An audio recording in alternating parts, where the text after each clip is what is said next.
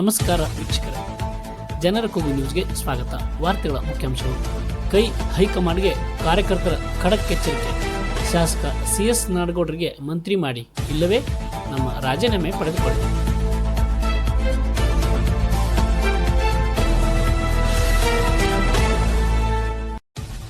ವಾರ್ತೆಗಳ ವಿವರ.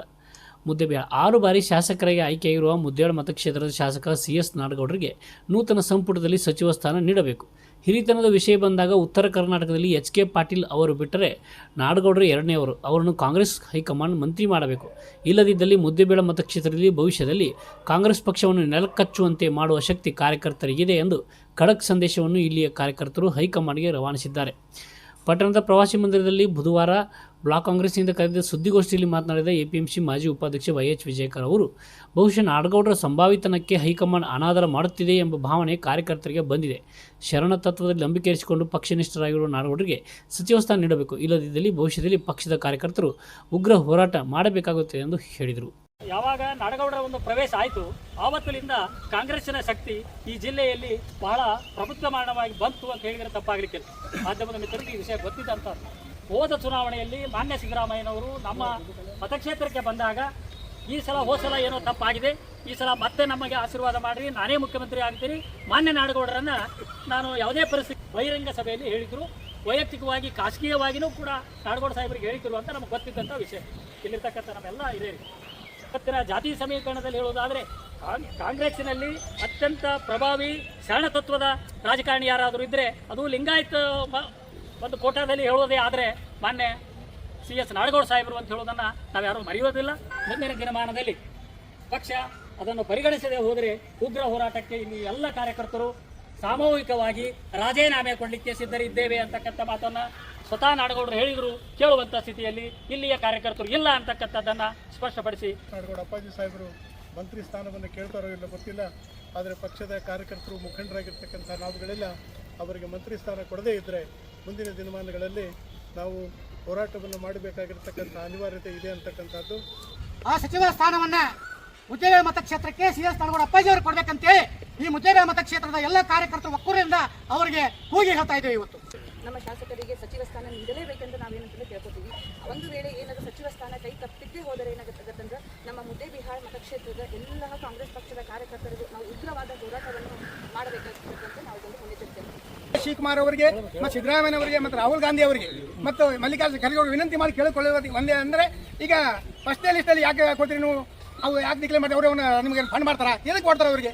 ಮೊದಲ ಲಿಸ್ಟ್ ಜಿಲ್ಲಾದಾಗ ಹಿರಿಯ ಶಾಸಕರನ್ನ ನಮ್ಮ CS ನಾಡಗೌಡರು ಮೊದಲು ಕೊಡಬೇಕಾಗಿದ್ದ ಸಚಿವ ಸ್ಥಾನ CS ನಾಡಗೌಡ ಅಪ್ಪಾಜಿ ಕೊಡಬೇಕಾಗಿತ್ತು. ಅವರ ಸಂಭಾವಿತ ಮುಖಾಂತರ ಕೊಟ್ಟರೆ ನಡೀತದೆ, ಕೊಡ್ಲಿಕ್ಕೆ ನಡೀತಾರೆ. ಇವರು ಸುಮ್ಮ ಕುಂದಿರ್ತ ಅಂತ ತಿಳ್ಕೊಂಡು ಇವರಿಗೆ ಸಚಿವ ಸ್ಥಾನ ತಪ್ಪಿಸ್ಲಾಕತ್ತಾರ.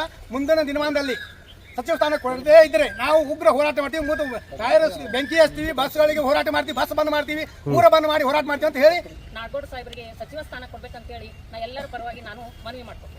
ಹಂಗಾಗಿ ಅವರಿಗೆ ಒಂದು ದೇಶಕ್ಕಾಗಲಿ ನಮ್ಮ ರಾಜ್ಯಕ್ಕಾಗಲಿ ಒಂದು ಇದರ ಸಲುವಾಗಿ ಅವ್ರಿಗೆ ಮಿನಿಸ್ಟರ್ ಕೊಡಬೇಕು. ಇಲ್ಲಂದ್ರೆ ಮುಂದೆ ನಾವು ಹೋರಾಟಕ್ಕೆ ನಾವು ರೆಡಿ ಆದಿವಿ ಅಂತೇಳಿ ಈ ಮೂಲಕ ತಮ್ಮಲ್ಲಿ ಜನರಿಗೆ ಹೈಕಮಾಂಡ್ ಮೇಲೆ ತಪ್ಪು ಸಂದೇಶಗಳು ಹೋಗ್ತಾ ಇದೆ. ಕಾರ್ಯಕರ್ತರಿಗೂ ಕೂಡ ಇದರಿಂದ ತಪ್ಪು ಸಂದೇಶಗಳಾಗ್ತಾ ಇದೆ. ಅಂದ್ರೆ ಯಾರು ದುಡ್ಡು ಕೊಡ್ತಾರೆ ಅವ್ರನ್ನ ಮಂತ್ರಿ ಮಾಡ್ತೀರಿ ಅಂತಕ್ಕಂಥ ಸಂದೇಶ ಜನಮಾನಸದಲ್ಲಿ ಚರ್ಚೆಗಳಾಗ್ತಾ ಇದ್ದಾವೆ. ಅದಕ್ಕೆ ಆ ರೀತಿ ಅವಕಾಶ ಕೊಡದೆ ಯಾವುದೇ ಒಬ್ಬ ಪಲಾಟೆ ವ್ಯಕ್ತಿಗಳ ಮಾತಿಗೆ ಬಲಿ ಕೊಡದೆ, ಕಿವಿ ಕೊಡದೇನೆ ಅಪ್ಪಾಜಿ ನಾಡಗೌಡರನ್ನ ಈ ಸಾರಿ ನೀವು ಮಂತ್ರಿ ಮಾಡಲೇಬೇಕು. ಮಂತ್ರಿ ಮಾಡದೆ ಹೋದ್ರೆ ಮುದ್ದೇಬೇಳ ಮತಕ್ಷೇತ್ರ ಏನು ಕೂತಿರ್ತಾರಲ್ಲ ಎಲ್ಲ ನಾಯಕರು ಪತ್ರಿಕಾ ಮಾಧ್ಯಮಕ್ಕೆ ಸೀಮಿತ ಆಗಿ ಹೇಳಿಕೆ ಕೊಡಬೇಡ್ರಿ. ನೀವೆಲ್ಲರೂ ಯಾರು ಮಂತ್ರಿ ಮಾಡೋದಿಲ್ಲ, ರಾಜೀನಾಮೆಯನ್ನ ಪ್ರಥಮವಾಗಿ ನೀವು ರೆಡಿಯಾಗಿರ್ಬೇಕು. ಎಲ್ಲರೂ ರಾಜೀನಾಮೆ ಕೊಡಬೇಕು. ಕೊಡಲೇ ಇಲ್ಲಪ್ಪ ಅಂತಂದ್ರೆ ರಾಜಕಾರಣ ಬೇಡ ಸುಮ್ಮನೆ ನಾವು ಕೂತ್ಬಿಡ್ತೀವಿ. ಕಾರ್ಯಕರ್ತರು ಎಲ್ಲರೂ ರಾಜೀನಾಮೆ ಕೊಡ್ತೀವಿ, ಅದ್ರಾಗ ನಿನ್ನ ಮುಂದೆ ನೋಡಲ್ಲ. ಇವತ್ತು ರಾಜೀನಾಮೆ ನಮ್ಮ ತಯಾರಿರ್ತಾವೆ. ಇವತ್ತು ಮುದ್ದೇಬೇಳದೊಳಗೆ ನಾವು 6 ಬಾರಿ ಶಾಸಕರಾಗಿರುವಂಥವ್ರು, 1 ಬಾರಿ ಸಚಿವರಾಗಿರ್ತಕ್ಕಂಥವ್ರು, 1 ಬಾರಿ ದೆಹಲಿ ವಿಶೇಷ ಪ್ರತಿನಿಧಿಗಳಾಗಿರ್ತಕ್ಕಂಥವ್ರಿಗೆ ಸಚಿವ ಸ್ಥಾನ ಕೊಡ್ರಿ ಅಂತ ಕೇಳುವಂಥ ಅವಶ್ಯಕತೆನೇ ಇಲ್ಲ. Is a capable in cabinet. TK ಹಚ್ಚಿ ನಾವು 3 ಬಾರಿ MLA ಗೆ ನಮ್ಮ ಸಚಿವ ಸ್ಥಾನ ಕೊಡ್ರಿ ಅಂತ ಕೇಳಕತ್ತಾರ. 2 ಬಾರಿ MLA ಆದವರು ಆಗ್ಯಾರ, 13 ಬಾರಿ ಆದ್ರೂ ನಾವು ಕೈ ಹೊಡೆದು ಕೈ ಚಾಚಿ ಹಿಂಗೆಲ್ಲ ಸ್ಟ್ರೈಕ್ ಮಾಡಿ ಕೇಳ್ಬೇಕು ನಮ್ಗೆ ನಾಚಿಗೆ ಬರ್ತಕ್ಕಂಥ ವಿಚಾರ. ಅದು ಬಿಡ್ರಿ, ನಾವು ಮುದ್ದೇಬೇಳದವರು ನಮ್ಮ ಶಾಸಕರು 6 ಬಾರಿ ಗೆದ್ದಾರ, ಸಾದಾ ಅದಾರ, ಶರಣ ತತ್ವದಾರ ಕೇಳಕತ್ತೀವಿ. ಅದು ಬೆಂಗಳೂರಿನಲ್ಲಿರ್ತಕ್ಕಂಥ ಮಾಧ್ಯಮಗಳು ಯಾವಾಗ ನಮ್ಮ ಶಾಸಕರು ಸಾಬೂನು ಮತ್ತು ಮಾಧ್ಯಮ ನಿಗಮದ ಅಧ್ಯಕ್ಷರಾದ್ರು ಆಗಿಂದ ಏನು ಇದಲ್ಲ. ನಾನು ಒಬ್ಬ ಗ್ಯಾರಂಟಿ ನಾಮಿನೇಟ್ ತಾಲೂಕಾ ನಾಮನಿರ್ದೇಶಿತ ಸದಸ್ಯ ಅದೀನಿ. ನಮ್ಮ ಸದಸ್ಯ ಸಮಿತಿಯೊಳಗೆ ಅಧ್ಯಕ್ಷರ ಒಂದು ಒಪ್ಪಿಗೆ ಮೇರೆಗೆ 14 ಜನ ನಾವು ನಾಳೆನೇ ರಾಜೀನಾಮೆ ಕೊಡ್ತೇವೆ.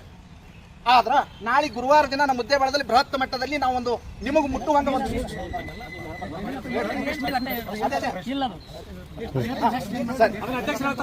ಅದಕ್ಕೆ ನಾವು ಮುಂಬರ್ತಕ್ಕಂಥ ದಿನಮಾನದಲ್ಲಿ ರಾಜೀನಾಮೆ ಕೊಡ್ತೇವೆ ಅಂತ ಹೇಳಿ ಕೊಡಕ್ಕೆ ನಾವು ಗಟ್ಟಿದೆವು.